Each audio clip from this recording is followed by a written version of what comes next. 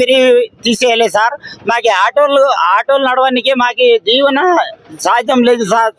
అసలు మా పిల్లల్ని మేము చాలా కష్టంగా జీవిస్తున్నాం సార్.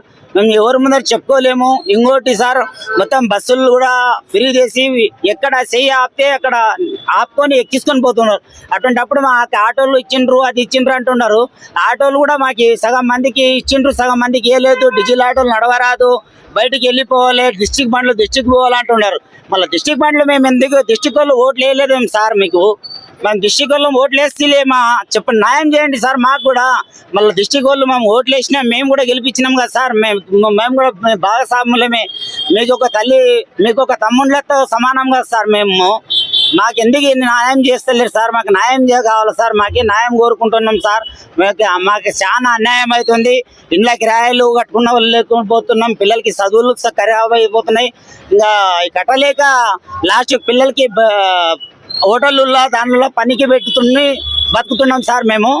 మీకు దయచేసి మీకు పాలవందనాలు సార్. మీకు రేవంత్ రెడ్డి సార్, మీకు మా ఆటోల గురించి మీరు నిర్ణయం తీసుకుంటారని నేను విజ్ఞప్తి చేస్తున్నాను సార్.